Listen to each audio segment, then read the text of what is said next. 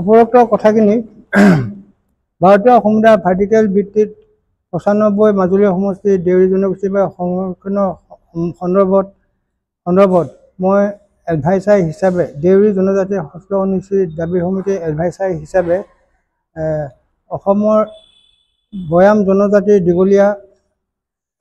দীৰ্ঘদিনীয়া সমস্যাখিনি সদৌ অসমবাসীৰ সন্মুখত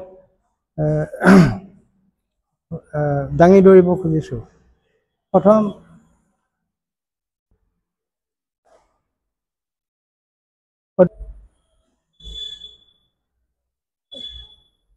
দুটা আইনৰ আমাৰ সন্মুখত দুটা আইন সাংবিধানিক হিচাপে ভাৰতীয় সংবিধানত দুটা অনুচ্ছেদ আছে। তাৰে 10% বিধানসভাত অসম বিধানসভা সংবিত সমষ্টিত 10%কৈ অলৰেডি আইনগতভাৱে সংৰক্ষণ হৈ আছে। দ্বিতীয়টো হৈছে ভাৰ্টিকেল ৰিজাৰ্ভেশ্যন কোটা বেচিছত, মানে সমুদায় ৰিজাৰ্ভেশ্যনৰ ভিতৰত ব্যক্তিগত জাতিক মানে কোটাৰ ভিতৰত কোটা, ৰিজাৰ্ভেশ্যন কোটাৰ ভিতৰত কোটা, এই পদ্ধতিও ভাৰতবৰ্ষৰ সংবিধানত অলৰেডি অধিষ্ঠিত হৈ আছে। তেনে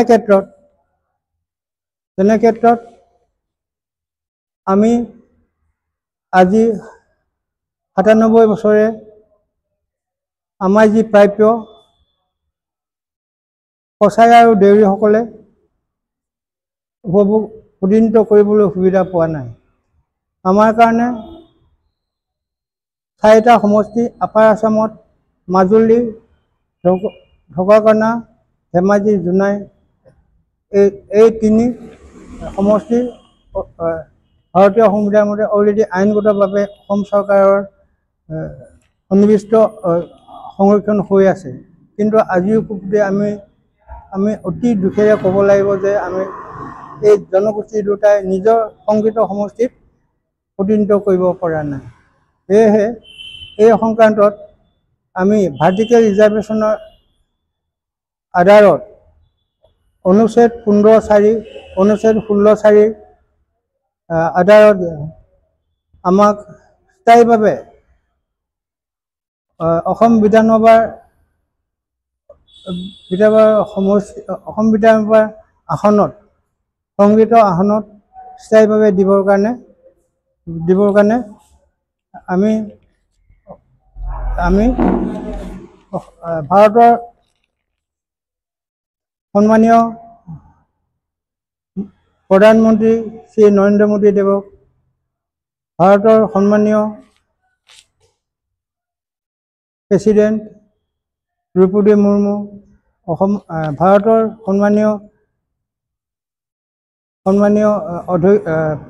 সংসদ অধ্যক্ষ দেৱক স্থায়ীভাৱে